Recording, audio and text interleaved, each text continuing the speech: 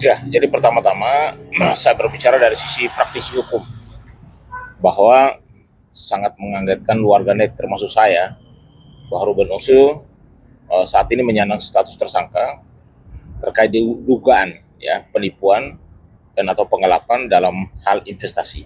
Pelapornya adalah berinisial P dan korbannya adalah berinisial DW. Dilaporkan di Polres Metro Jakarta Selatan dan beberapa hari lalu Humas Polda Metro itu menyampaikan kepada publik terkait status tersangka daripada seorang Ruben Onsu. Yang kedua saya mau perjelaskan bahwa laporan ini kan dari tanggal 22 Agustus tahun 2025, artinya sudah setahun. Polisi juga sudah melakukan rangkaian ya proses dari lidik sampai ke sidik, akhirnya digelar perkara secara umum dan akhirnya disepakati bahwa ini adanya tidak pidana. Dugaan tidak pidana, bukan berarti Ruben sudah bersalah. Tersangka itu kan masih ada upaya hukum. Ruben boleh melakukan upaya hukum restorasi justice. Tentunya kalau RJ itu kan permohonan dari si terlapor atau si tersangka. Yang kedua, yang penting si pelapor itu setuju. Yang ketiga, ancaman hukumannya tidak lebih dari 5 tahun. Itu syarat-syarat dari restorasi justice. Yang kedua, saran saya kalau restorasi justice atau EJ tidak bisa dilaksanakan atau tidak disepakati, lakukan upaya pra peradilan untuk menguji dulu apakah status tersangka yang disandangkan kepada rumah itu sah atau tidak, ya.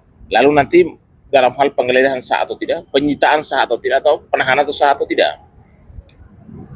Dan sekarang ini kan yang tadi ditanyakan terkait dengan Ruben juga saat ini lagi memperjuangkan hak asuh anaknya daripada Sarwenda.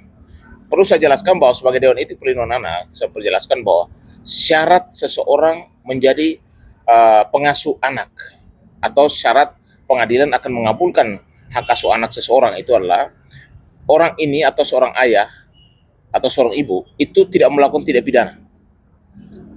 Yang kedua, dia adalah ibu atau ayah yang baik. Yang ketiga, dia bukan ibu dan ayah yang tendensius. Yang keempat, tidak berkarakter buruk. Ya, sehingga apa yang saat ini terjadi, kalau status tersangka Ruben tidak dicabut, ya kan, artinya melalui proses RJ atau melalui proses apa namanya Prapit, artinya Ruben tidak bisa ya mendapatkan hak asuh anak yang saat ini diasuh oleh istrinya Sarwenda. Karena begini, pada saat perceraian Ruben dan Sarwenda, sebenarnya kan hak asuh anak ini tidak melalui penetapan pengadilan, tapi melalui kesepakatan. Yang mana kesepakatan itu masuk dalam notaris lewat akta.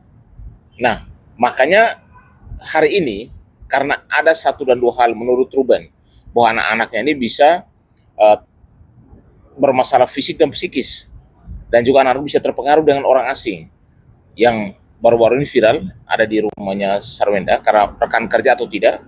Tapi menurut Ruben jam kerja anak-anak juga, jam belajar anak terganggu, jam tidur terganggu, bahkan mungkin jam bermain terganggu, sehingga alasan itu Ruben mau menggugat supaya hak asuh kan jatuh kepada Ruben. Tapi ingat, Sarwenda ini sangat dominan hari ini karena dia adalah seorang ibu yang disepakati bersama-sama bahwa anak-anak itu akan diasuh oleh Sarwenda. Yang kedua, kenapa dia lebih dominan? Karena anak-anak ini masih di bawah umur, di bawah 12 tahun. Sehingga seharusnya yang mengasuh anak-anak ini adalah ibunya untuk menjaga kebatinan mereka, fisik dan psikis mereka dalam hal tumbuh kembang anak ke depannya itu. Berarti bisa dibilang ketika ada jalan damai, nantinya berarti peluang untuk hak asuh anak terbuka lagi ya Bang? Kalau misalnya dalam proses ini ternyata dalam restorasi justice Ruben mengembalikan kerugian si pelapor dan terjadi perdamaian. Perdamaian itu juga dalam RJ itu hati-hati loh. Bukan lagi kayak KUHP yang lama. Di KUHP yang baru sudah diatur bahwa ketika terjadi RJ dan terjadi perdamaian, itu bisa saja satu diajukan perdamaian itu ke pengadilan lalu diputuskan untuk perdamaian itu. Yang kedua, setelah putusan baru adanya perdamaian. Yang ketiga, tidak perlu ada putusan, tapi kedua belah pihak berdamai.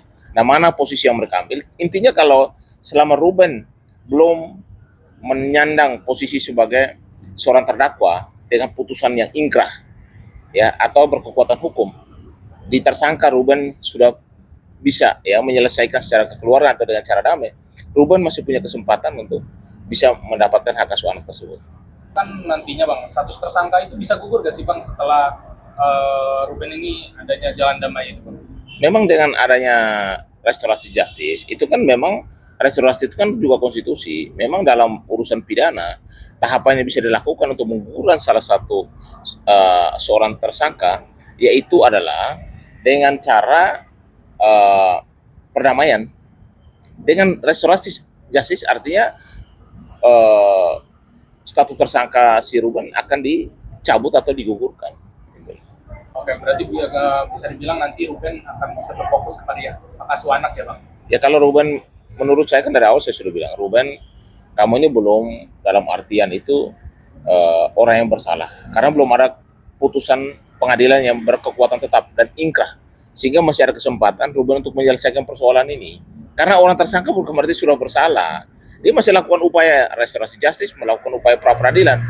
Jadi pilihan yang mana yang Ruben lakukan, tentunya menurut saya yang terbaik lah. Kalau bisa damai, damai itu indah.